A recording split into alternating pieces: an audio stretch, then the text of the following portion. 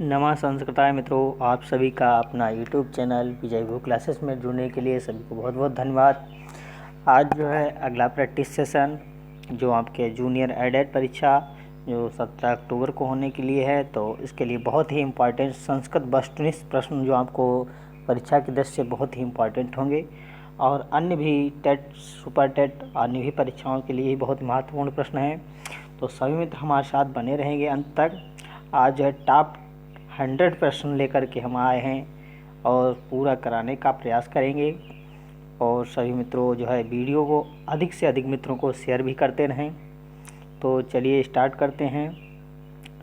आपका आज का पहला प्रश्न जो है संस्कृत व्याकरण के अधिवक्ता हैं। तो संस्कृत व्याकरण के अधिवक्ता हैं कौन? ब्रह्मा ए ऑप्शन में, B option Vishnu, C option Mahesh, D option Panini. तो संस्कृत व्याकरण के जो अधिवक्ता हैं वो हमारे कौन हैं? वो ब्रह्मा जी को बताया गया है। संस्कृत व्याकरण के अधिवक्ता ब्रह्मा जी हैं और इसके जो खोजकर्ता हैं बाकी तो आपको वैसे पाणिनि है। ठीक है, पाणिनि के वहाँ जो व्याकरण की तैयार हुई है वो पाणिनि के द्वारा व्याकरण की रचना की गई है। जो हमारे वर्णमाला को तैयार किया गया है वो पाणिनि के द्वारा। ठीक है, तो अगला देखते हैं। ब्रह्मा से व्याकरण शास्त्र की शिक्षा ग्रहण करने वाले कौन हैं? ब्रह्मा से व्याकरण शास्त्र की शिक्षा प्राप्त करने वाले कौन हैं? इंद्र, बृहस्पति, पाणिनि, पतंजलि। तो दो का ऑप्शन नंबर बताइएगा। तो ब्रह्मा से जो है व्याकरण शास्त्र की शिक्षा ग्रहण करने वाले वो कौन हैं? हमारे बृहस्पति हैं। तो इसका दूसरा ऑप्शन सही होगा, बी ऑप्शन। अगला प्रश्न संख्या 3। बृहस्पति से व्याकरण की शिक्षा ग्रहण करने वाले हैं। और बृहस्पति से पहले ब्रह्मा से जो शिक्षा व्याकरण की शास्त्र की शिक्षा ग्रहण की बृहस्पति ने। अब बृहस्पति से व्याकरण की शिक्षा ग्रहण करने वाले कौन है? खेमकरण, दर्गण, इंद्र, रत्न। तो बृहस्पति से जो है व्याकरण की शिक्षा ग्रहण करने वाले कौन हैं? तो ए ऑप्शन में दिया है खेमकरण, बी ऑप्शन में दर्गण, सी ऑप्शन में इंद्र, डी ऑप्शन रत्न। तो ये मित्र सभी मित्र आंसर दीजिएगा। तो बृहस्पति से जो है व्याकरण की शिक्षा ग्रहण करने वाले हमारे कौन हैं? इंद्र हैं। बहुत ही इम्पॉर्टेंट प्रश्न है, तो सभी मित्र जो है नोट करते रहेंगे और वीडियो को अच्छे से जो है शेयर भी करते रहें झूम करके। अगला है व्याकरण संप्रदायों की संख्या है। व्याकरण संप्रदायों की संख्या है ए ऑप्शन 2, बी ऑप्शन में 4, सी ऑप्शन 6, डी ऑप्शन में 8। तो व्याकरण संप्रदायों की संख्या बताई गई कितनी है? तो क्वेश्चन नंबर 4 का सही मित्र आंसर देंगे। तो इसका ऑप्शन नंबर हमारा डी ऑप्शन सही होगा 8। व्याकरण संप्रदायों की संख्या 8 बताई गई है। तो क्वेश्चन नंबर 4 का डी ऑप्शन सही होगा। अगला क्वेश्चन नंबर 5। वर्तमान समय में संस्कृत व्याकरण का प्रतिनिधि ग्रंथ है। वर्तमान समय में संस्कृत व्याकरण का प्रतिनिधि ग्रंथ है कौन? A option Ashtadhyayi, B option में लघु सिद्धांत कौमुदी, सी ऑप्शन सिद्धांत कौमुदी, डी ऑप्शन में चांद्र व्याकरण। तो सभी मित्र आंसर देंगे इसका क्वेश्चन नंबर 5 का। वर्तमान समय में संस्कृत व्याकरण का प्रतिनिधि ग्रंथ कौन है? तो क्वेश्चन नंबर 5 तो अष्टाध्यायी। हमारा अष्टाध्यायी जो पाणिनि की रचना है वो अष्टाध्यायी वर्तमान समय में संस्कृत व्याकरण का प्रतिनिधि ग्रंथ है। तो इसका 5 का ए ऑप्शन सही होगा, अष्टाध्यायी। अगला अष्टाध्यायी का पर्याय है क्या? ए ऑप्शन में व्याकरण, बी ऑप्शन में शब्दानुशासन और सी ऑप्शन में शब्द विद्या, डी ऑप्शन इनमें से कोई नहीं। तो अष्टाध्यायी का जो पर्याय है वो क्या है? तो 6 नंबर का जो है क्वेश्चन 6 का आंसर देंगे सभी मित्र। तो अष्टाध्यायी का जो पर्याय है वो क्या होता है? शब्दानुशासन। इसका बी ऑप्शन सही होगा, शब्दानुशासन। अगला अष्टाध्यायी के रचनाकार हैं। तो अष्टाध्यायी के रचनाकार कौन है? भट्टोदीक्षित, बी ऑप्शन वरदराज और सी ऑप्शन महर्षि पाणिनि, डी ऑप्शन में कात्यायन। तो भट्टोदीक्षित अष्टाध्यायी के रचनाकार कौन है? तो क्वेश्चन नंबर 7 का जो है सभी मित्र आंसर देंगे। तो सभी को पता है अष्टाध्यायी के रचनाकार हमारे कौन हैं? पाणिनि जी हैं। तो महर्षि पाणिनि, सी ऑप्शन इसका सही होगा, पाणिनि। व्याकरण को पाणिनि को व्याकरण की शिक्षा देने वाले कौन है? पाणिनि को जो व्याकरण की शिक्षा देने वाले कौन हैं? तो हमारे कौन है? A option Brahma, B option Brihaspati, C option Vishnu, D option में शिव। तो पाणिनि को व्याकरण की शिक्षा देने वाले कौन है? क्वेश्चन नंबर 8 का जो सही उत्तर आंसर देंगे तो हमारे शिव हैं। ठीक है, शिव जी के द्वारा जो है पाणिनि को व्याकरण की शिक्षा दी गई थी। व्याकरण सम्मत शिव प्रदत्त मूल सूत्रों की संख्या क्या है? तो व्याकरण सम्मत जो शिव प्रदत्त मूल सूत्रों की संख्या है, मतलब शिव सूत्र जाल, तो कितने हैं? तो A option 14, B option 10, C option में 7, डी ऑप्शन में 5। तो क्वेश्चन नंबर 9 का सही उत्तर आंसर देंगे तो इसका जो है क्वेश्चन 9 का जो 14 ऑप्शन सही होगा, बी नंबर, ये ऑप्शन इसका सही होगा। क्वेश्चन नंबर 10, क्वेश्चन नंबर 10 क्या कह रहा है? महर्षि सूत्रों से बनने वाले मुख्य प्रत्याहार कितने हैं? ए ऑप्शन में 21, B option 42, C option 24, D option 22। तो महर्षि सूत्रों से बनने वाले मुख्य प्रत्याहार कितने हैं? तो क्वेश्चन नंबर 10 का सही उत्तर आंसर देंगे तो इसका ऑप्शन हमारा सही होता 42। जो मुख्य प्रत्याहार हैं वो 42 हैं महर्षि सूत्रों से बनने वाले। अष्टाध्यायी के अध्यायों पादों की संख्या क्या है?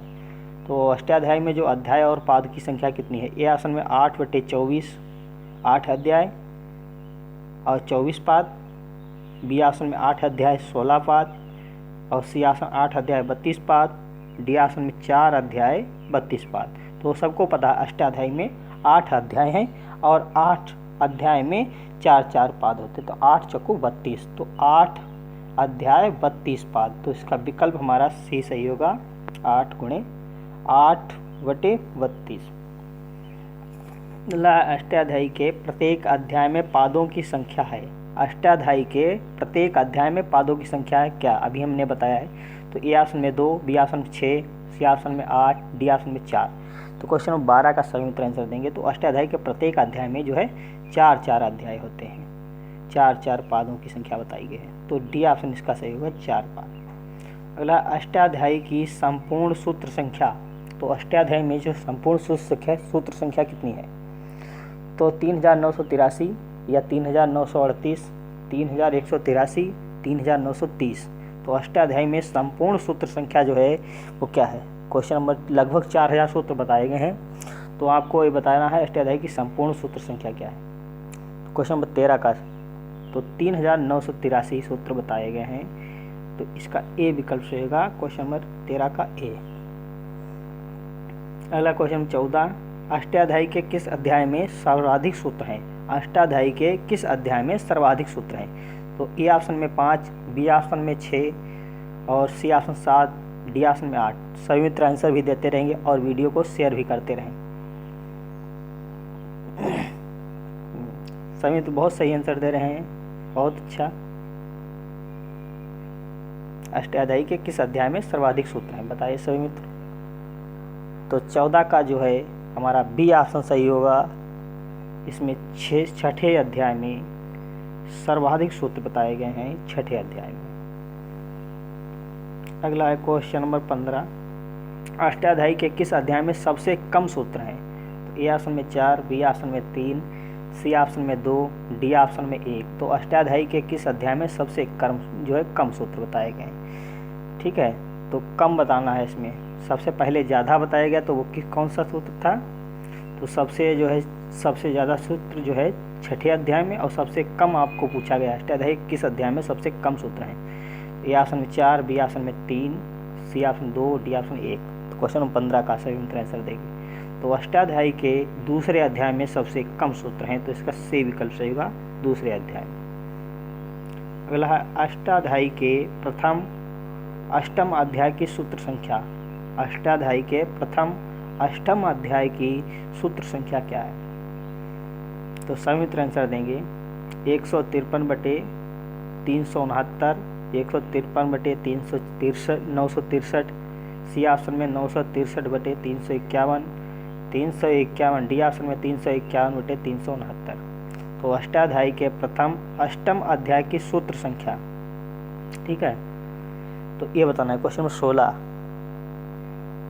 तो इसका डी विकल्प से होगा 351/369, डी ऑप्शन सही होगा इसका।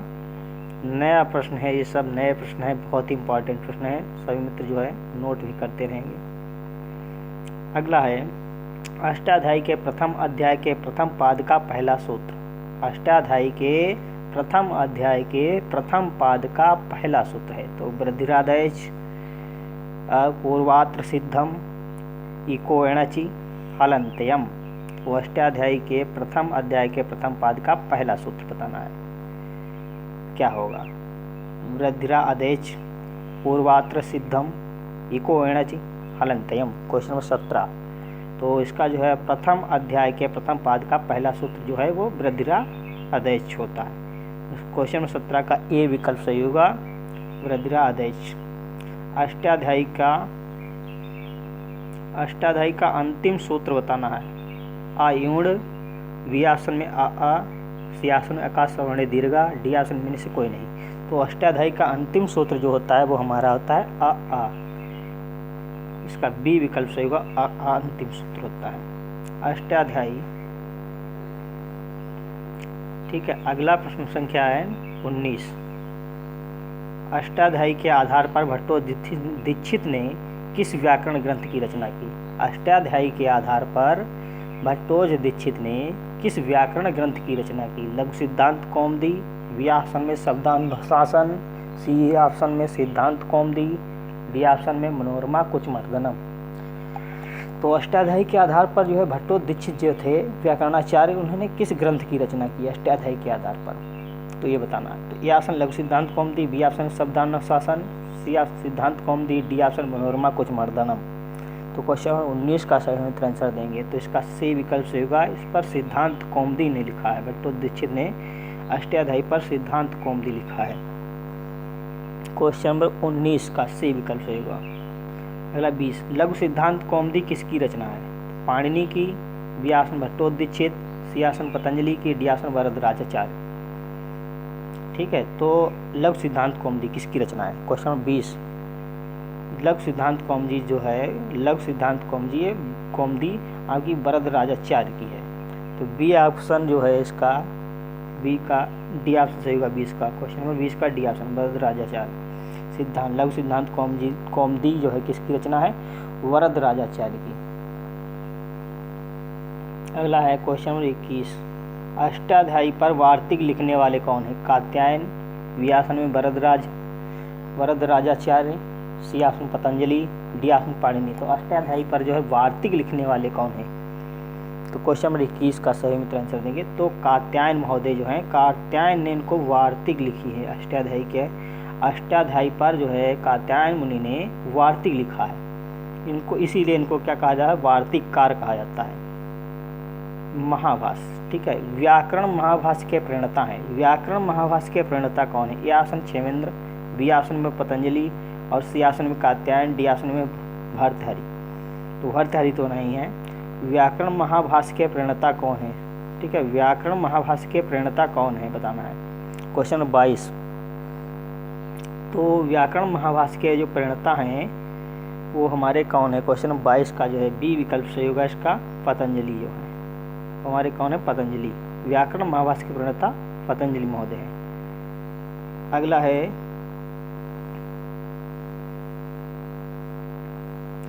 त्रिमुनि से संकेतित आचार्य, जो हमारे त्रिमुनि हैं, व्याकरण के जो त्रिमुनि बताए गए हैं वो कौन है? त्रिमुनि से संकेतित आचार्य कौन है? A option Brahma Vishnu Mahesh, B option Sanak Sanandan Sanatan, C option में पाणिनि कात्यायन पतंजलि, डी ऑप्शन नारद वशिष्ठ विश्वामित्र। तो आपको त्रिमुनि के अंतर्गत जो आचार्य आते हैं वो हमारे कौन है? पाणिनि कात्यायन और पतंजलि। तो इसका सी विकल्प सही होगा, पाणिनि कात्यायन पतंजलि, सी विकल्प सही होगा। क्वेश्चन 23। अगला है क्वेश्चन 24, वेद पुरुष का मुख कहलाने वाला वेदांग कौन है? वेद पुरुष का मुख कहलाने वाला वेदांग है ज्योतिष, निरुक्त, छंद या व्याकरण। तो आपको बताना है। क्वेश्चन 24 का सही उत्तर आंसर दीजिएगा। क्वेश्चन नंबर 24, तो इसका डी विकल्प सही होगा, व्याकरण। वेद पुरुष का जो मुख है वो क्या है? व्याकरण है। अगला है क्वेश्चन नंबर 25, आदि भाषा वैज्ञानिक के रूप में प्रख्यात वैयाकरण है। आदि भाषा वैज्ञानिक के रूप में प्रख्यात वैयाकरण है कौन? पाणिनि, रावण या पतंजलि या पिंगल। तो क्वेश्चन 25 का जो सभी मित्र आंसर देंगे तो हमारे पाणिनि ये है, इसका ए विकल्प होगा पाणिनि। अगला, कात्यायन के अनुसार व्याकरण के प्रयोजन कितने हैं? कात्यायन के अनुसार व्याकरण के प्रयोजन, ए ऑप्शन 13, बी ऑप्शन में 5, सी ऑप्शन 128, डी ऑप्शन इनमें से कोई नहीं। तो कात्यायन के अनुसार व्याकरण के प्रयोजन कितने हैं? 26 का आंसर देंगे सभी मित्र। तो कात्यायन के अनुसार व्याकरण के प्रयोजन वो कितने हैं? 5। तो इसका विकल्प हमारा बी सही होगा। अगला है पतंजलि के अनुसार व्याकरण के प्रयोजन कितने हैं? ठीक है, पहले कात्यायन के अनुसार व्याकरण के प्रयोजन 5 बताए गए हैं। अब पतंजलि के अनुसार व्याकरण के प्रयोजन कितने हैं? ए ऑप्शन में 5, बी ऑप्शन में 36, सी ऑप्शन 13, डी ऑप्शन इनमें से कोई नहीं। तो क्वेश्चन नंबर 27 का सही आंसर देंगे। तो जो है पतंजलि के अनुसार व्याकरण के प्रयोजन बताए गए हैं 13। तो इसका विकल्प सी सही होगा, 13 बताए गए हैं। क्वेश्चन नंबर 28, व्याकरण शब्द की व्युत्पत्ति है विशेषण व्याकरणम विकृतिम नयति वेदांगम नयति या व्याक्रियन्ते शब्द अनेन। तो आपको बताना व्याकरण शब्द की व्युत्पत्ति हुई है क्वेश्चन नंबर 28। तो इसका आता है व्याकरणम। ठीक है, व्याक्रियन्ते शब्द अनेन व्याकरणम। ठीक है, तो इसका डी विकल्प सही होगा, क्वेश्चन नंबर 28 का डी विकल्प। वैदिक और लौकिक व्याकरणों में सरलतर है क्या? वैदिक व्याकरण या लौकिक व्याकरण या लौकिक व्याकरण, इनमें से कोई नहीं। तो वैदिक और लौकिक व्याकरणों में सरलतर कौन सी व्याकरण है? क्वेश्चन 29 का सही आंसर देंगे। तो हमारा वैदिक व्याकरण जो होती है वो सरलतर व्याकरण है। तो इसका ए विकल्प सही होगा, क्वेश्चन 29 का। अगला क्वेश्चन नंबर 30, धातु पाठ में गणों की संख्या। धातु पाठ में गणों की संख्या ए ऑप्शन में 5, बी ऑप्शन में 10, सी ऑप्शन 15, डी ऑप्शन 20। तो धातु पाठ में गणों की संख्या ए ऑप्शन में 5, बी ऑप्शन में 10, सी ऑप्शन 15, डी ऑप्शन में 20। तो कितनी है? धातु पाठ में गणों की संख्या है कितनी? सही मित्र आंसर दीजिएगा, क्वेश्चन नंबर 30। तो इसका बी विकल्प हमारा सही होगा 10। तो धातु के गणों की संख्या 10 होती है, बी ऑप्शन इसका सही होगा। धातु पाठ का प्रथम गण, धातु पाठ का प्रथम गण, देखो बहुत इंपॉर्टेंट प्रश्न है। धातु पाठ का प्रथम गण अदादिगण या चुरादिगण या भवादिगण या रुधादिगण, तो कौन सा गण होगा प्रथम गण धातु पाठ का? 31 का आंसर दीजिएगा। तो इसका 31 का सी विकल्प सही होता है। धातु पाठ का जो प्रथम गण होता है वो भवादिगण होता है, इसका सी विकल्प सही होगा, भवादिगण। अगला क्वेश्चन नंबर 32, धातुओं में अंतिम गण, धातुओं में जो अंतिम गण होता है वो कौन सा है? ए ऑप्शन भवादिगण, भवादिगण तो आपका पहला ही गण है। बी ऑप्शन में अदादिगण और सी ऑप्शन में स्वादिगण, डी ऑप्शन में चुरादिगण। तो बताइएगा धातुओं के अंतिम गण हैं कौन से? 32 का आंसर दीजिएगा समित्र। तो चुरादिगण, इसका डी विकल्प सही होगा, क्वेश्चन नंबर 32 का डी विकल्प। जो है धातुओं के अंतिम गण वो कौन सा है? चुरादिगण का है, डी विकल्प सही होगा। अगला धातु रूप विधायक प्रत्यय है। धातु रूप विधायक प्रत्यय है कौन? तिंग, बी ऑप्शन में सुप, सी ऑप्शन तद्धित, डी ऑप्शन इनमें से कोई नहीं। तो 33 का सही मित्र आंसर दीजिएगा।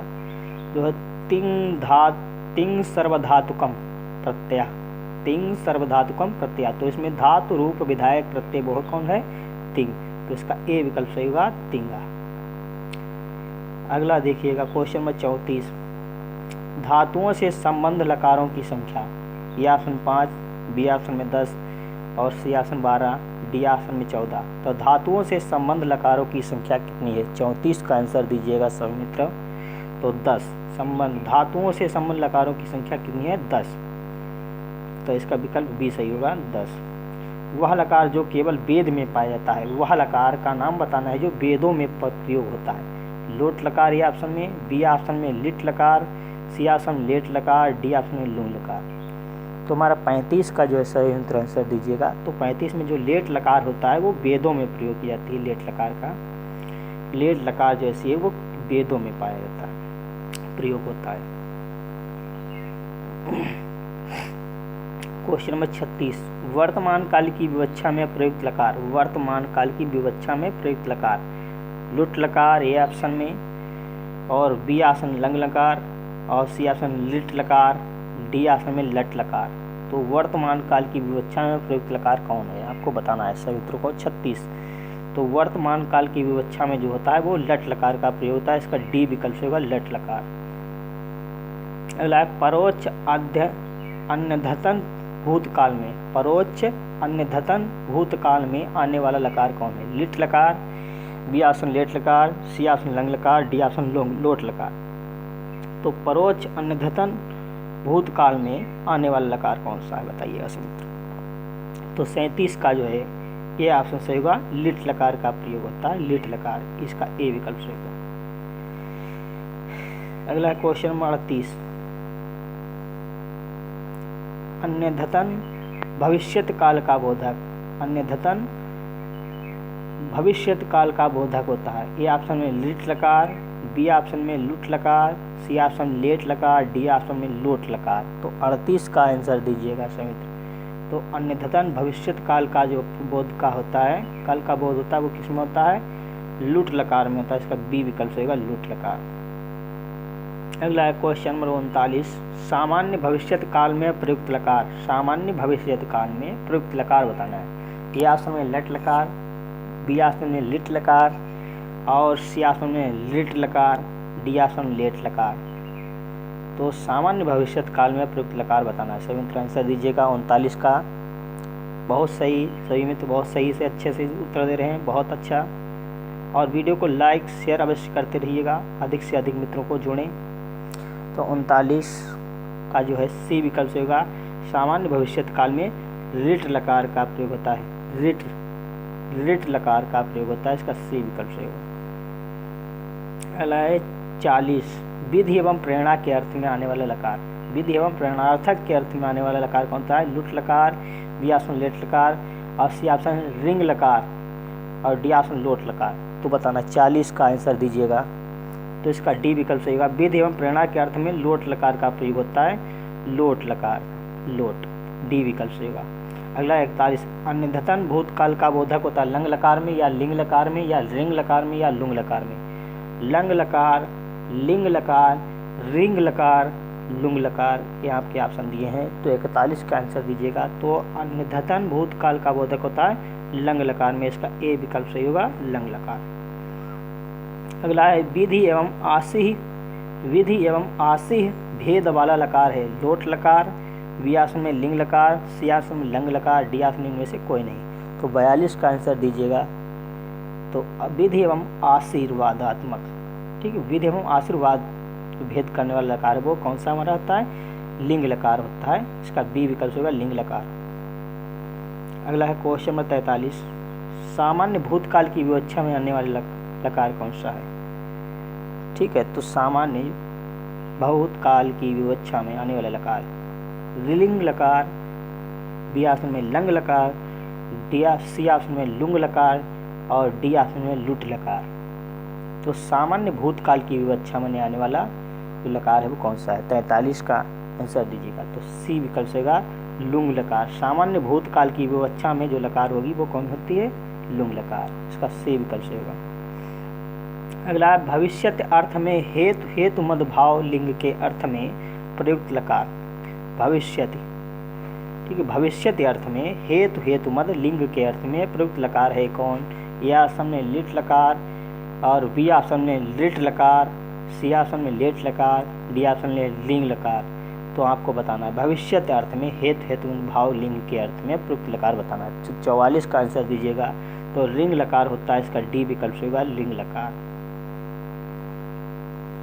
अगला संस्कृत व्याकरण में कारकों की संख्या है। तो संस्कृत व्याकरण में कारकों की संख्या कितनी बताई गई है, ए ऑप्शन में 6, B option 7, C option 5, D option 8। तो सभी मित्र आंसर दीजिएगा 45 का।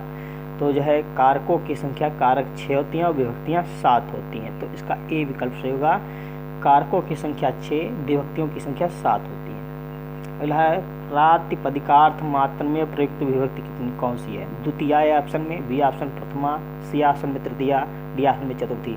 तो प्रातिपदिकार्थ मात्र में प्रयुक्त विभक्ति बताना है तो कौन सी होगी, तो प्रथमा विभक्ति होती है। प्रातिपदिकार्थ मात्र में प्रथमा विभक्ति होती है। जिसे प्रातिपदिकार्थ लिंग परिमाण वचन मात्रे प्रथमा, प्रातिपदिकार्थ लिंग परिमाण वचन मात्रे प्रथमा। तो प्रातिपदिकार्थ मात्र में, लिंग मात्र में और वचन मात्र में और परिमाण मात्र में प्रथमा होती है। तो इसका बी विकल्प से होगा प्रथमा। अगला है कृष्णा में प्रथमा विभक्ति का कारण है। तो संप्रदान कारक, संप्रदान मात्र या कर्म मात्र या प्रातिपदिकार्थ मात्र या वचन मात्र। तो कृष्ण में प्रथमा विभक्ति का कारण जो है वो क्या है? 47 का आंसर दीजिएगा सौमित्र, जो है 47।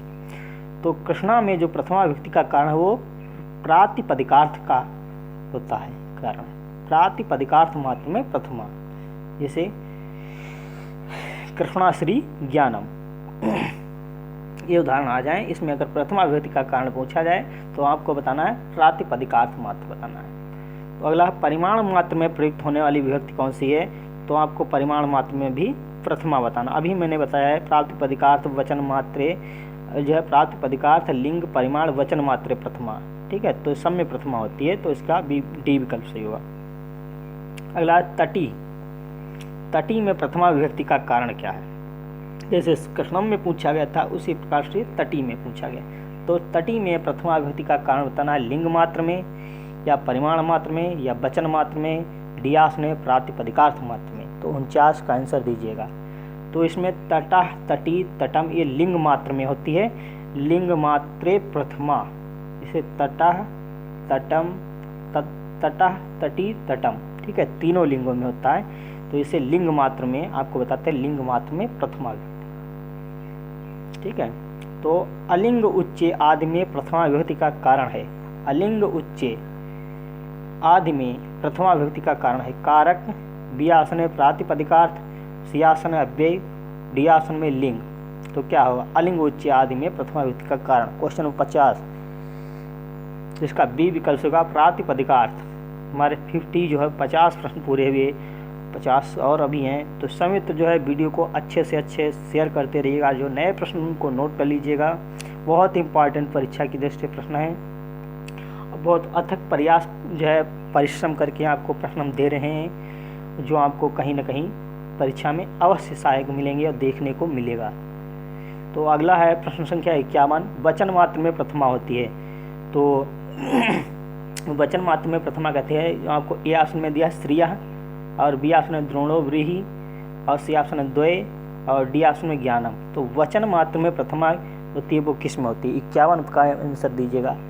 तो होता है वचन मात्र में एका द्वय वहवा। जैसे वचन मात्र में पूछा जाए एका द्वय वहवा, ये उदाहरण है वचन मात्र के, ठीक है। तो वचन मात्र के उदाहरण क्या है? एका द्वय वहवा। तो इसका सी विकल्प होगा, वचन मात्र में प्रथमा द्वयों में है। क्वेश्चन संख्या 52, नियतोपस्थितिक, नियतोपस्थितिक है हेतु या प्रातिपदिकार्थ या वचन या कर्ता। जो नियत उपस्थित है वो किस में? हेतु में या प्रातिपदिकार्थ में या वचन में, कर्ता में। तो क्वेश्चन 52 का आंसर दीजिएगा। तो इसका बी विकल्प होता है नियतोपस्थितिकार्थ में आपको बताना है प्रातिपदिकार्थ अर्थ में, ठीक है। तो इसका विकल्प बी सही होगा। अगला संबोधने चा सूत्र से विभक्ति होती है, संबोधने चा से। तो ए ऑप्शन षष्ठी, बी ऑप्शन में सप्तमी, सी ऑप्शन में प्रथमा, डी ऑप्शन में चतुर्थी। तो संबोधने चा सूत्र से विभक्ति जो होती है वो हमारी प्रथमा होती है। संबोधने चा में भी प्रथमा विभक्ति होती है, ठीक है। तो 53 का भी आपका विकल्प कौन सा सही होगा? सी विकल्प होगा, प्रथमा। अगला हे राम में विभक्ति है। तो हे राम में विभक्ति द्वितीय विभक्ति है, बी ऑप्शन प्रथमा, सी ऑप्शन षष्ठी, डी ऑप्शन में से कोई नहीं। तो हे राम में आपका संबोधन चिन्ह लगा हुआ है, तो संबोधन मात्र में प्रथमा होती है। तो आपको बताना है संबोधने चा प्रथमा। तो इसका बी विकल्प सही होगा, प्रथमा। तो 54 का आपका विकल्प कौन सा सही होगा? बी ऑप्शन सही होगा, प्रथमा। अगला कारके यह सूत्र है, यह कैसा सूत्र है? कारके यह कैसा सूत्र है? विधि सूत्र है या परिभाषा सूत्र है या नियम सूत्र है या अधिकार सूत्र है? कारके यह कैसा सूत्र है बताना। सभी मित्रों को आंसर दीजिएगा। क्वेश्चन संख्या 55, कारके यह कैसा सूत्र है? विधि सूत्र, परिभाषा सूत्र या नियम सूत्र या अधिकार सूत्र? तो 55 का जो है सभी मित्र आंसर दीजिएगा। 55 का जो है कारके यह कैसा सूत्र है? ये अधिकार सूत्र है, डी विकल्प से होगा अधिकार सूत्र। कारके यह कैसा सूत्र है? अधिकार सूत्र है। क्वेश्चन संख्या 56, कर्ता का इष्टतम कारक क्या है? कर्ता का इष्टतम कारक क्या है? कर्म या कर्ण या संबंध या संप्रदान? तो कर्ता का जो इष्टतम कारक है वो क्या होता है? क्वेश्चन संख्या 56, तो कर्तुरिष्टतमम कर्म,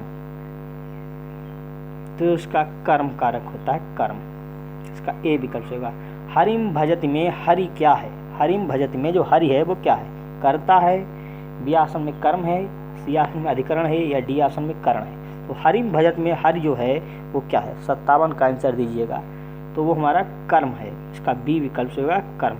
हरिम भजत, हरि किसको भजता है, कर्म को, मतलब हरि जो है भगवान को भजता है, तो कर्म कर रहा है, ठीक, भजने का, हरि को भजन करता है, ठीक है, तो कर्म हो गया हरि।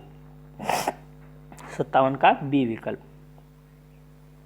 अगला 58, मासेषु अश्वम बध्नाति, मासेषु अश्वम बध्नाति, यहाँ मास कर्म नहीं है, क्योंकि ये बताना है यह किसी का इष्ट नहीं है, यह निर्जीव है, यह कर्ता का इष्टतम कारक नहीं है, यह बहुवचन में है। तो मासेषु अश्वम बध्नाति, यहाँ मास कर्म नहीं है, क्योंकि ये आपको बताना है। तो क्वेश्चन संख्या 58 का आंसर दीजिएगा। यह कर्ता का जो है इष्टतम कारक नहीं है, ये कर्ता का इष्टतम कारक नहीं है, ठीक है, तो इसका सी विकल्प से होगा। बहुत इंपॉर्टेंट प्रश्न देखिएगा, नया प्रश्न आपको मिला है। अगला है क्वेश्चन संख्या 59, अनुक्त कर्म में विभक्ति होती है, अनुक्त कर्म में विभक्ति बताना है। A option Prathama, B option में तृतीया, सी ऑप्शन में षष्ठी, डी ऑप्शन में द्वितीया। तो अनुक्त कर्म में विभक्ति बताना है। तो सभी मित्र इसका आंसर दीजिएगा। बहुत अच्छा, बहुत अच्छा है, ठीक है, बहुत अच्छा उत्तर दे रहे हैं। अनुक्त कर्म में विभक्ति 59 का आंसर दीजिएगा। 59, प्रश्न संख्या 59। तो इसका जो है अनुक्त कर्म में विभक्ति बताना है। अनुक्त कर्म में आपको विभक्ति जो बताना है वो क्या होगा, अनुक्त कर्म में द्वितीया विभक्ति होती है, अनुक्त कर्म में द्वितीया, ठीक है। तो 59 का जो है डी विकल्प से होगा, अनुक्त कर्म में द्वितीया। अगला है कर्मणि द्वितीया सूत्र से इस सूत्र का अधिकार है। कर्मणि द्वितीया सूत्र में इस सूत्र का अधिकार है। अन्विहिते, ये कारके या कर्म प्रवचनीय या यांग्याप प्रातिपदिकार्थ। तो कर्मण द्वितीया सूत्र से इस सूत्र का अधिकार है किसका, तो 60 का आंसर दीजिएगा। तो इसका अन्विहिते, उत्तर में इसका होगा ए ऑप्शन अन्विहिते। 60 का जो है ए ऑप्शन सही होगा, अन्विहिते। अभिहित कर्म में विभक्ति होती है, अभिहित कर्म में विभक्ति होती है। तृतीया, बी ऑप्शन द्वितीया, सी ऑप्शन षष्ठी, डी ऑप्शन प्रथमा। तो अभिहित कर्म में विभक्ति होती है। 61 का उत्तर दीजिएगा। तो इसका बी ऑप्शन से होगा, अभिहित कर्म में विभक्ति होती है वो द्वितीय विभक्ति होती है, बी विकल्प से होगा अभिहित। अगला है अभिहित कर्म में इस सूत्र से प्रथमा होती है। अभिहित कर्म में इस सूत्र से प्रथमा होती है, कैसे, संबोधनेचा से या प्रातिपदिका से, लिंग परिमाण वचन मात्र प्रथमा से, या स्वतंत्रता कर्ता से, या कारके से। अभिहित कर्म में किस सूत्र से प्रथमा होती है, तो 62 का उत्तर दीजिएगा। तो 62 का उत्तर देना है आपको। तो 62 का उत्तर होगा प्रातिपदिका से, लिंग परिमाण वचन मात्र प्रथमा से। तो इसका विकल्प हमारा बी सही होगा, प्रातिपदिकार्थ लिंग परिमाण वचन मात्र प्रथमा। ये अभिहित कर्म में प्रथमा विभक्ति करता है। अगला है 63, हरि सेव्यते में किससे कर्म का विधान हुआ है। हरि सेव्यते में किससे कर्म का विधान हुआ, कृत से या धातु से या कर्ता से या तिंग से। तो 63 का आंसर दीजिएगा सभी मित्र। 63 का जो है हमारा कौन सा विकल्प से होगा, डी विकल्प से होगा, तिंग से, ठीक है, तिंग से। अगला है क्वेश्चन संख्या 64, ग्रामम गच्छन तृणम स्पृशति, ठीक है, ग्रामम गच्छन तृणम स्पृशति में तृण की इस सूत्र से कर्म संज्ञा हुई है। तथा युक्तम चानिसितमम, या कर्मण द्वितीया से, या अकथितम चा से, या कर्तुरिसितमम कर्म के द्वारा। तो ग्रामम गच्छन तृणम स्पृशति में तृण की जो कर्म सूत्र से कर्म संज्ञा हुई है किस सूत्र से हुई, 64 का उत्तर दीजिएगा। तो तथा युक्तम चानी इसितमम से आपकी कर्म संज्ञा हुई है तृणम में। तो इसका ए विकल्प से होगा, तथा युक्तम चानी इसितमम। अगला है ग्रामम गच्छन तृणम स्पृशति में ग्राम के किस सूत्र से कर्म संज्ञा हुई है। इसमें पहले आपको तृणम की बताई गई है, अब पूछा गया कि ग्रामम गच्छन तृणम स्पृशति में ग्राम की इस सूत्र से कर्म संज्ञा हुई। अकथितम चा से या कर्तुरितम कर्म से, कर्मण द्वितीय से या तथायुक्तम चा निश्चितम से। तो 65 का उत्तर दीजिएगा। तो होता है कर्तुरितम कर्म के द्वारा, तो इसका बी विकल्प से होगा कर्तुरितम कर्म, कर्म के द्वारा होगी। किसके द्वारा होगी? कर्तुरितम कर्म के द्वारा, तो बी विकल्प से होगा। अगला 66, क्वेश्चन संख्या 66, तथा युक्तम चा निश्चितम सूत्र से संज्ञा होती है संप्रदान संज्ञा या करण संज्ञा, सी ऑप्शन में कर्म संज्ञा, डी ऑप्शन में कर्ता। तो तथा युक्तम चा निश्चितम सूत्र से संज्ञा होती है, क्या संज्ञा होती है? तो 66 का आंसर दीजिएगा। इसका सी विकल्प से होगा कर्म संज्ञा होती है, हमारी कर्म संज्ञा होती है, सी विकल्प से होगा। अगला है ओदनम भुंजानो विषम भुंकते, ओदनम भुंजानो विषम भुंकते में ओदन की जो कर्म संज्ञा है वो इससे हुई है, किस सूत्र से हुई है? ओदनम की जो कर्म संज्ञा किससे हुई है? कर्मण द्वितीय से या तथायुक्तम चा निश्चितम से या कथितम चा से या कर्तुरितम कर्म से। तो आपको बताना है। 67 का उत्तर दीजिएगा। तो इसका डी विकल्प से होगा कर्तुरितम कर्म के द्वारा, तो इसका डी विकल्प से होगा कर्तुरितम कर्म के द्वारा। अगला है अकथितम, ठीक है। अगला क्या प्रश्न है? अकथित कर्म के परिगणन में यह धातु नहीं है। अकथित कर्म के परिगणन में यह धातु नहीं है, कौन सी? पठ, बी ऑप्शन में पच, सी ऑप्शन में दुह, डी ऑप्शन में दंड। तो आपको अकथित कर्म में परिगणन में यह धातु नहीं, कौन सी धातु जो अकथितम कर्म में नहीं है बताना है। तो पठ है, पच है, दुह है, दंड है। तो 16 अधिकर्मक जो धातु हैं उसमें कौन सी ये धातु जो है वो अकथित में परिगणित नहीं है। आपको 68 का उत्तर दीजिएगा। तो ए विकल्प से होगा पठ धातु जो ये है ये हमारी अकथितम चा में नहीं आती है। अगला अकथित कर्म के परिगणन में यह धातु है, कौन सी है? तो अकथित कर्म में इसमें पूछा गया परिगणन में कौन सी धातु है, कौन सी धातु जो अकथितम चा के अंतर्गत आती है? यज है, ची है या क्री है या रम है? तो आपको बताना है। 69 का उत्तर दीजिएगा। तो ची जो है वो हमारी आती है, ये ची धातु जो है अकथितम चा अंतर्गत है। अगला 70, प्रश्न संख्या 70, गाम दोग्धि पया में पयस की कर्म संज्ञा हुई है। गाम दोग्धि पया में जो पयस की कर्म संज्ञा हुई वो कैसे हुई है? कर्मण द्वितीय से या कथितम चा से या कर्तुरितम कर्म से या डी ऑप्शन में दिया तथा युक्तम चा निश्चितम से। तो गाम दोग्धि पया में जो पयस की कर्म संज्ञा हुई है वो किससे हुई है? तो 70 का उत्तर दीजिएगा। तो इसका सी विकल्प होगा कर्तुरितम कर्म के द्वारा, कर्तुरितम कर्म के द्वारा, इसका सी विकल्प सही होगा। क्वेश्चन नंबर 70 का। अगला क्वेश्चन संख्या 71, बलिम याचते वसुधाम में बलि की कर्म संज्ञा इससे हुई है तथा युक्तम चा निश्चितम से या कर्तुरितम कर्म से या कर्मण द्वितीय से या अकथितम चा से। तो वलिम याचते वसुधाम में जो वलि की जो कर्म संज्ञा होती है वो किससे हुई है, किस सूत्र से? तो 71 का जो है डी विकल्प सही होगा, हमारी अकथितम चा से हुई है, अकथितम चा से, इसका डी विकल्प से होगा। अकथितम चा कैसा सूत्र है? संज्ञा सूत्र है या नियम सूत्र है या परिभाषा या विधि सूत्र? तो अकथितम चा कैसा सूत्र बताना। 72 का उत्तर दीजिएगा समित। ये संज्ञा सूत्र होता है, अकथितम चा ये संज्ञा सूत्र है, इसका ए विकल्प होगा। अगला है 73, प्रश्न संख्या 73, अकथितम चा में जो चा है वो किसका बोधक है? करण का या कर्म का या कर्ता का या संबंध का? अकथितम चा में जो चा किसका बोधक है? करण का है या कर्म का है, सी ऑप्शन कर्ता का है, डी ऑप्शन संबंध। तो 73 का उत्तर दीजिएगा। तो इसका बी ऑप्शन से होता है ये कर्म का। अकथितम चा जो है चा किसका बोधक है? कर्म का, बी ऑप्शन सही होगा। अगला अकर्मक धातु के योग में अद्धवाचक शब्द की संज्ञा है। तो अकर्मक धातु के योग में जो अद्धवाचक शब्द की संज्ञा वो क्या है? करण संज्ञा है ऑप्शन में, बी ऑप्शन कर्ता, सी ऑप्शन में कर्म, डी ऑप्शन में अधिकरण। तो अकर्मक धातु के योग में जो अद्धवाचक शब्द की संज्ञा होती है वो क्या होती है? संज्ञा है किससे? करण से या कर्ता से, कर्म से या अधिकरण से? 74 का उत्तर दीजिएगा।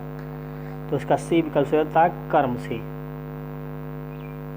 अगर अद्धवाचक शब्द की संज्ञा कर्म से हुई है, ठीक है। तो इसका सी विकल्प होगा। अगला 75 संख्या, प्रश्न संख्या 75, गत्यार्थक धातु के अड़िजनता कर्ता की इड़िजनता अवस्था में अड़िजनता कर्ता की इड़िजनता में कौन सी संज्ञा होती है? कर्ण संज्ञा या कर्ता या अधिकरण या कर्म? तो आपको गत्यार्थक धातु में जो है अड़ियंता अवस्था से इड़ियंता अवस्था में बताना है कौन सी संज्ञा होती है। तो 75 का उत्तर दीजिएगा सभी मित्र जो है। तो इसका डी विकल्प होता है कर्म संज्ञा होती है, कर्म संज्ञा। डी विकल्प होगा कर्म संज्ञा, 75 का डी ऑप्शन। अगला है कार्यति वृत्तेन कटम में तृतीया विधायक सूत्र है। ठीक है, कार्यति वृत्तेन कटम में जो तृतीया विधायक सूत्र है वो कौन है? अनुक्ते कर्तरि या अपवर्गे या सी ऑप्शन हेतु, डी ऑप्शन अनुक्ते कर्मणि। तो इसका आंसर दीजिएगा। तो अनुक्ते कर्तरि होता है, इसका ए विकल्प होगा अनुक्ते कर्तरि, ए विकल्प होगा। कार्यति वृत्तेन कटम में जो तृतीया विधायक सूत्र है वो अनुक्ते कर्तरि के द्वारा। अगला है क्वेश्चन संख्या 77। अधिपूर्वक स्था धातु के आधार की संज्ञा होती है। अधिपूर्वक स्था धातु के आधार की संज्ञा होती है कर्ण संज्ञा, बी आसन में कर्म, सी आसन में अधिकरण, डी आसन कर्ता। तो क्या होती है? अधिपूर्वक स्था धातु के आधार की कर्म संज्ञा होती है, क्या होती है? ये उत्तर दीजिएगा 77 का। तो इसका बी विकल्प होगा कर्म संज्ञा होती है, कर्म संज्ञा होती है आधार। अगला है अभिनिविष्ट सूत्र से संबंध है कर्ण, बी आसन में अधिकरण, सी आसन में कर्म, डी आसन में कर्ता। तो अभिनिविष्ट सूत्र से संबंध है क्या? 78 का उत्तर दीजिएगा। तो कर्म संबंधित है, इसका सी विकल्प होगा कर्म।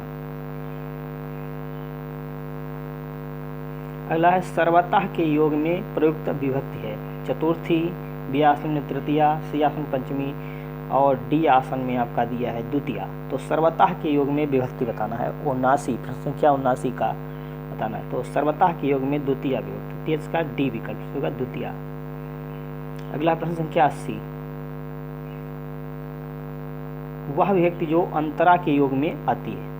ठीक है, वह विभक्ति जो अंतरा और अंतरिण के योग में आती है तो बताना है। तो इसमें पूछा गया अंतरा के योग में आती है द्वितीय ऑप्शन में, बी आसन में तृतीया, सी आसन में चतुर्थी, डी आसन में पंचमी। वह विभक्ति जो अंतरा के योग में आती है बताना है। तो प्रश्न संख्या 80 का उत्तर दीजिएगा समित्र। तो द्वितीय विभक्ति होती है अंतरा अंतरिण के योग में द्वितीय विभक्ति होती है, तो इसका ए विकल्प से होगा 80 का ए। अगला प्रश्न संख्या 81। अत्यंत संयोग में कालवाचक शब्द में आने वाली विभक्ति है। तो अत्यंत संयोग में कालवाचक शब्द से आने वाली विभक्ति है। ठीक है, तो उसमें पूछा गया प्रथमा विभक्ति, बी आसन में द्वितीया, सी आसन पंचमी, डी आसन में षष्ठी। तो अत्यंत संयोग में जो कालवाचक शब्द हैं उनसे आने वाली विभक्ति बताना है कौन सी होती है। तो ए ऑप्शन में प्रथमा, बी ऑप्शन में द्वितीया, सी ऑप्शन पंचमी और डी ऑप्शन षष्ठी। तो 81 का उत्तर दीजिएगा। तो इसमें द्वितीया विभक्ति होती है, तो इसका विकल्प हमारा बी ऑप्शन से होगा द्वितीया। अगला क्वेश्चन संख्या 82। अत्यंत संयोग में अपवर्ग से आने वाली विभक्ति होती है। अत्यंत संयोग में जो अपवर्ग से आने वाली विभक्ति है वो कहाँ है? चतुर्थी है या पंचमी, तृतीया या षष्ठी? चतुर्थी, ए ऑप्शन में चतुर्थी, बी ऑप्शन में पंचमी, सी ऑप्शन में तृतीया, डी ऑप्शन षष्ठी। तो 82 का सही मित्र उत्तर दीजिएगा। बहुत सही उत्तर दे रहे हैं सही मित्र, और वीडियो को शेयर भी करते रहें। जो नए मित्र हमारे साथ जुड़ रहे हैं वो वीडियो को लाइक, शेयर और चैनल को सब्सक्राइब करें और बेल आइकन को प्रेस करें ताकि हमारे द्वारा जो वीडियो बनाई जाए उसका नोटिफिकेशन आप सभी तक पहुंच सके। और ये जो है आपकी जो लाइव क्लास हम लोग जो है जूनियर एडेट और अन्य प्रतियोगी परीक्षाओं में जहाँ पे भी एक कक्षा जो हम ले रहे हैं वो शाम को जो है 6 बजे से प्रतिदिन लाइव क्लास रहेगी। तो अधिक से अधिक संख्या में जुड़िएगा।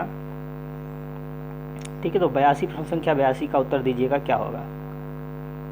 तो इसका सी विकल्प होगा अत्यंत संयोग में अपवर्ग से आने वाली विभक्ति होती है वो तृतीया विभक्ति होती है, तो सी विकल्प होगा तृतीया। अगला क्वेश्चन संख्या 83।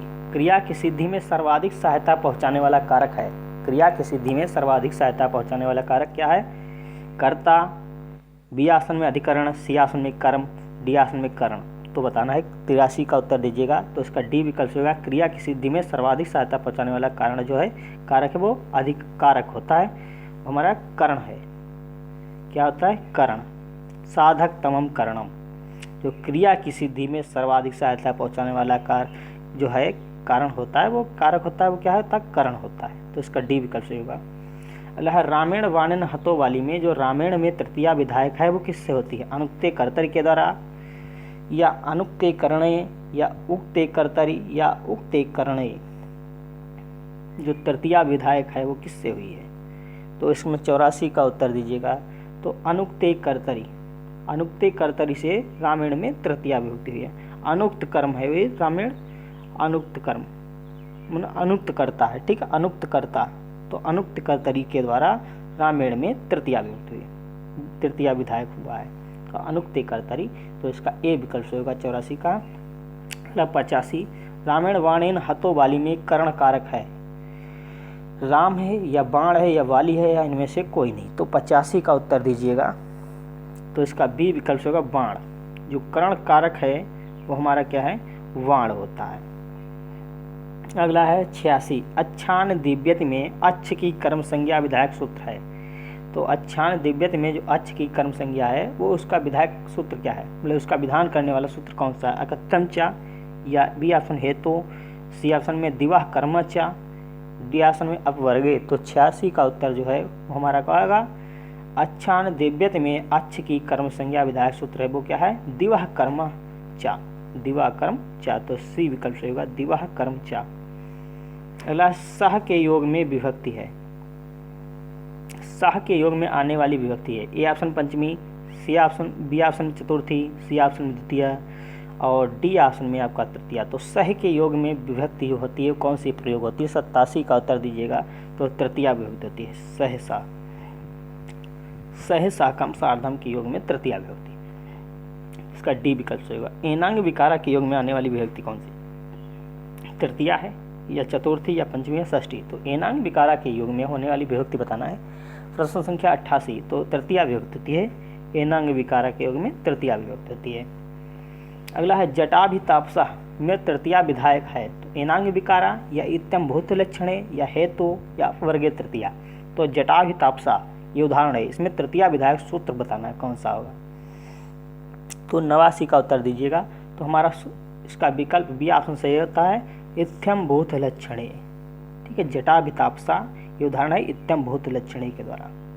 तो कर्मणा यम विपरीत सा से असंकेतित होता है क्या? अपादान, अधिकरण या संप्रदान या करण। तो कर्मणा यम विपरीत सा संप्रदानम ये संकेतित अर्थ है। तो इसका सी विकल्प देगा संप्रदानम, कर्मणा यम विपरीत सा संप्रदानम। अगला है 91, प्रश्न संख्या 91। विप्राय गाम ददति, विप्राय गाम ददाति में विप्र है, कर्ता है या कर्म है या करण है या संप्रदान है। तो विप्राय गाम ददाति में विप्र क्या है? तो ये आपको बताना है, 91 का आंसर दीजिएगा। तो ये हमारा क्या था, विप्राय जो विप्र है वो हमारा संप्रदान होता है, ठीक है। तो इसका डी विकल्प होगा संप्रदान, विप्र क्या है, संप्रदान है। अगला है रुच्यार्थ धातु के योग में परिमाण की संज्ञा होती है। तो संप्रदान संज्ञा या कर्त संज्ञा, कर्ता संज्ञा या कर्म या करण। तो रुच्यार्था नाम प्रेमाणा के योग में चतुर्थी विभक्ति होती है। तो रुच्यार्थ धातु के योग में परिमाण की संज्ञा होती है, वो कौन सी होती है? 92 का आंसर होगा हमारा संप्रदान संज्ञा होती है। तो संप्रदान, तो 92 प्रश्न पूरे हुए। अगला प्रश्न संख्या 93। धारे उत्तम वर्ण में, ठीक है, धारे उत्तम वर्ण से संबंध है अधिकरण, बी ऑप्शन संप्रदान, सी ऑप्शन में करण, डी ऑप्शन में अपादान। उत्तर दिएगा धारे उत्तम वर्ण से संबंध है। तो 93 का उत्तर दीजिएगा। तो संप्रदान, बी ऑप्शन इसका सही होगा, संप्रदान संज्ञा होती है।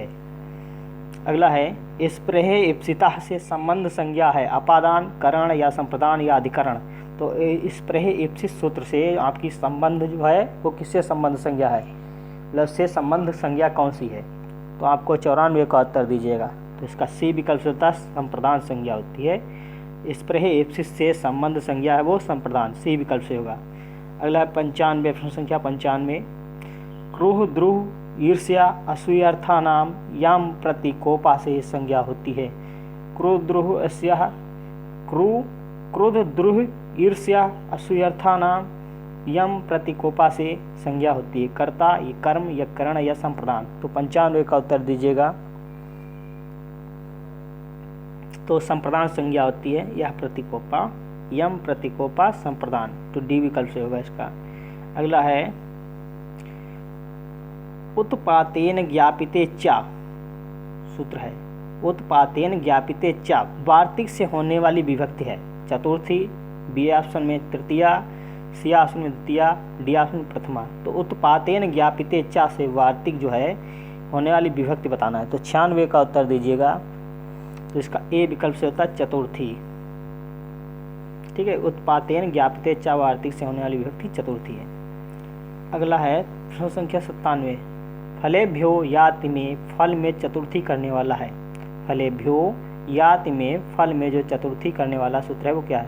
तदर्थे चतुर्थी वाच्या, या क्रियार्थोपद से चा कर्मणि स्थानिनः, या तुमार्थाश्च भाववचनांत, या चतुर्थी संप्रदानी।